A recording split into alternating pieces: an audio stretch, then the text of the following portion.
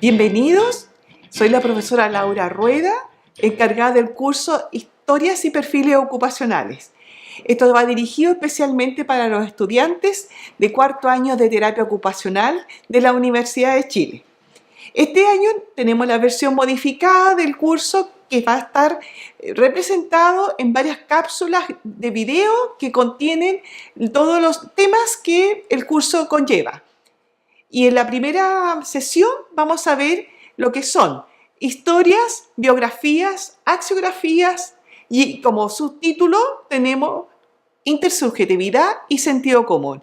Tenemos 4 elementos o 5 elementos esenciales como para entender más tarde el propósito de este curso, que son los perfiles e historias ocupacionales. Vamos a ver en la primera unidad, la primera parte del curso, 5 contenidos que tienen que ver con las historias ocupacionales y 5 contenidos que tienen que ver con los perfiles ocupacionales. Revisemos entonces la primera parte de la primera cápsula o primer tema, que son los conceptos básicos. Entonces, cuando nosotros entendemos un concepto como historia de vida, es un concepto que todo el mundo lo entiende, más bien se encaja dentro de lo que es los vocablos más espontáneos que los seres humanos manejamos en nuestra comunidad. Es un concepto que se entiende sin tener mucho antecedente. Sin embargo, desde hace un tiempo ha pasado a ser un objeto de estudio para las ciencias también. Es un concepto que pasa del sentido común social a lo que es un objeto de estudio científico. Siempre conlleva la idea que tenemos aquí, ¿no es cierto?, varios elementos, varios acontecimientos que están formando parte de una unidad y que le corresponden a una persona, la historia de vida. ¿Por qué de sentido común?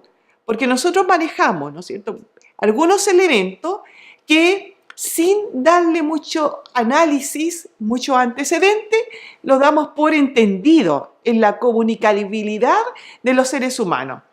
Entonces, por eso es necesario revisar ya desde el punto de vista académico qué podría entenderse como sentido común. Concepto difícil, que si bien es muy común, pero sin embargo es difícil de entenderlo en base a su constitución.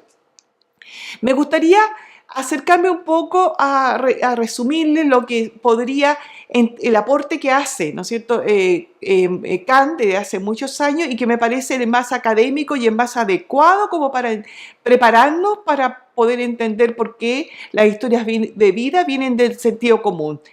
En primer lugar, ¿no es cierto?, Kant dividía el sentido común como con la reunión de 3 elementos clave dentro de lo que es el desarrollo humano. Lo que tiene que ver en primer lugar con los elementos que vienen desde el entendimiento, o sea, cuando nosotros en cierta forma vamos comprendiendo por qué suceden las cosas y cómo unas son consecuencias de otras. Esta base de conocimiento nosotros la podemos entender en torno a teorías y también la podemos entender cuando una persona la está refiriendo a sí mismo y le va dando ciertas explicaciones por qué sucedieron unas cosas o otras cosas en la vida de cada uno. Ese sería un grupo de elementos que constituyen el sentido común. Todos entendemos, ¿no es cierto?, que nosotros estamos haciendo abstracciones de lo que conocemos con anterioridad cuando relatamos la vida, cuando narramos nuestra vida o nuestra historia. Pero hay otros elementos que tienen que ver también con los aspectos que dirigieron el actuar, especialmente cuáles fueron las principales motivaciones por el actuar. Y este actuar, cómo fue decidido para poder ser ejecutado en un entorno social donde hay ciertas normas de comportamiento. Entonces aquí hay otro sentido común, lo que orienta al ser humano como para tomar una decisión que vaya a ser aceptada o no es aceptada, por lo tanto no toma la decisión de hacerla o bajo su responsabilidad lo hace, pero que sin embargo hay un juego de facultades, como dice Kant, para poder decir, ya, ahora puedo hacer algo o no puedo hacerlo. Este otro sentido común, que muchas veces así se entiende vulgarmente, como el ubicarse en el tiempo y en el espacio como para efectuar un comportamiento. Pero esto no está acabado en estos 2 grupos de conocimiento que el ser humano va adquiriendo, uno desde la teoría y otro desde la práctica, sino que además se complementan magistralmente, diría yo, con otro sentido común, que es el sentido común que a mí me va orientando el agradarme o sentir, ¿no es cierto?, que las cosas las estoy haciendo bien o las estoy haciendo mal. En ese sentido, hay otro sentido común que es más bien como interno, que va regido casi por la sensibilidad de cada uno. Entonces uno le va dando gusto contar o no contar cosas de las cuales ha hecho o ha ejecutado. Entonces el sentido común sería este equilibrio entre lo que yo sé en teoría, ¿no es cierto?, en base a mis conocimientos teóricos, que las cosas pueden suceder, en base a mis conocimientos sociales, que puedo o no puedo efectuar una acción, y también en base a lo que me gusta y lo que no me gusta. Un equilibrio entre todos estos componentes dará el sentido común. Por lo tanto, cuando nosotros pensamos en una historia de vida, esta historia de vida va a reunir todos estos elementos del sentido común. Desde allí, desde el entender de toda la gente lo que es una historia de vida, podemos pasar al mundo académico y poder explicar, ¿no es cierto?, ya como desde un objeto de estudio, lo que es una historia de vida. Claro, nuestro objetivo es ver las historias ocupacionales, pero si no analizamos y no nos ponemos de acuerdo acerca de las historias de vida y de esta construcción de narraciones, de donde se va a extraer la historia ocupacional, es que tenemos, ¿no es cierto?, que explicar un poco estos conceptos previos. El sentido común, entonces, es un sentido que designa a algo que reúne, a muchos elementos reunidos y además caracterizado por un grupo de personas que lo entiende como común, ¿ya? Pero, sin embargo, también reúne esta noción de unificación, ¿ya? Son dos elementos importantes en el sentido común. Entonces, la tercera parte, el tercer componente que hablábamos en el punto anterior de lo que es el sentido común, son los aspectos que el ser humano connota su comportamiento, su actuar o su ocuparse desde el punto de vista de lo que le agrada o no le agrada. Desde allí va surgiendo, ¿no es cierto?, lo que son los aspectos subjetivos del actuar. El aspecto subjetivo, al llegar a ser común, al unirse a los otros, va construyendo un espacio de intersubjetividades, donde se van acordando y se van haciendo consensos, se van haciendo disensos.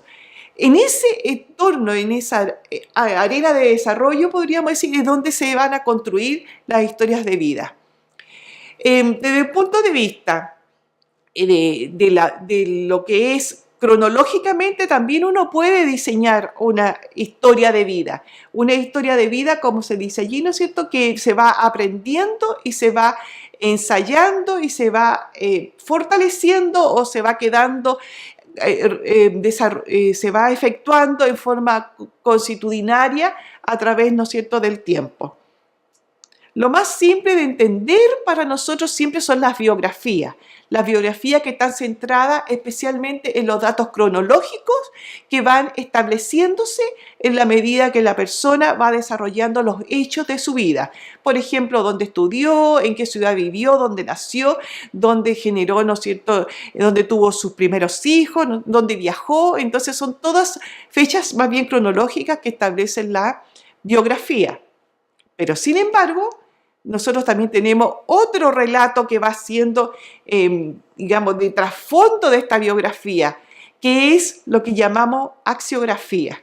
La axiografía, que era el otro concepto básico, tiene que ver también con una especie de desarrollo del ser humano, pero un desarrollo en torno a las elecciones, a las preferencias, en otras palabras, en torno a los valores que guían el comportamiento. Entonces, toda una historia de vida está teñida de lo que son la secuencia de valores aprendidos, desarrollados, ejercidos o también defendidos durante la vida.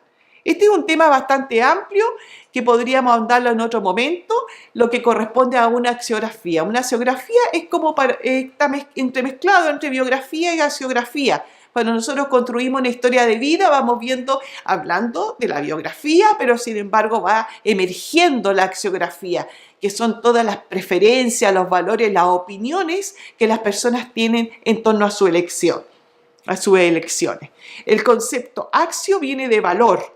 Entonces, axiografía, historia ¿no es cierto?, del desarrollo valórico de las personas. Axiología es una rama filosófica que estudia justamente cómo se generan y se estructuran los valores. Pasando al otro punto y ya volviendo más hacia lo que nos interesa en terapia ocupacional, podríamos decir, ¿no es cierto?, que las elecciones ocupacionales tienen un trasfondo axiográfico. Las personas se mantienen trabajando más a gusto en los lugares en los cuales se encuentran identificados, en los cuales sienten agrado o desagrado por el equipo que trabaja o por otro tipo de trabajo, ¿no es cierto?, que lo hace elegir siempre el trabajo que tienen. Para nosotros, en terapia ocupacional, ¿cómo empezamos a evaluar la historia de vida? Generalmente la evaluamos a partir de dos elementos centrales que el terapeuta ha usado permanentemente durante todo su desarrollo profesional, que son las rutinas, ¿ya? Pero ahora vamos a hacer una profundización de estos dos elementos tan habituales en terapia ocupacional, las rutinas y los hábitos.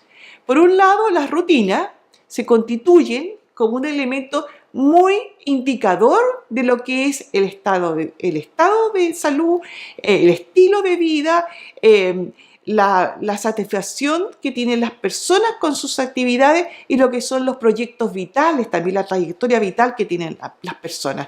La rutina, también entendida del sentido común, ¿no es cierto?, es lo que se desarrolla en forma repetida durante toda la vida. Si nosotros queremos entender más profundamente, uniéndola a estos otros elementos que acompañan el vivenciar humano, podríamos decir que siguiendo, ¿no es cierto?, a Giannini, podríamos decir que la rutina representa una topografía de la vida, porque es una ruta que se desarrolla, se desplaza en el espacio y en el tiempo, donde el ser humano va identificándose con un perfil de persona. La ruta está elaborada en base a algunos puntos, como el salir de su casa, tomar en un paradero la locomoción, el transporte colectivo, llegar a un trabajo, juntarse con los amigos, almorzar en un lugar, volver a salir. Todo esto va a determinar un periplo que el ser humano desarrolla y que va a ser característico de su persona, porque siempre tiene alguna caracterización, o bien también puede ser característico de un grupo de personas que comparte esta ruta. Entonces nosotros cuando estudiamos rutina estamos estudiando topografía humana. Si estudiamos la rutina específica de una persona, estamos estudiando todo lo que es su propia manifestación de su sentido común, de sus conocimientos, de sus apreciaciones, de su gusto, de su sentido estético. Los hábitos, sin embargo, son mucho más simples que las rutinas. Están más unidas a lo que es específicamente el dato biológico, ¿no? El hábito se constituye en base a las actividades de la vida diaria que se van estructurando de forma mecánica, pero que también van a significar un estilo de vida y va a estar muy ligado a algunos patrones de comportamiento, ya sean familiares o grupales, ¿ya? Los hábitos entonces van a constituirse como una expresión que corresponde a una especie de antecedentes que tiene el ser humano, porque ya que se mecanizan, tienen también un antecedente que se hizo en algún momento consciente, pero que en la actualidad están mecanizados.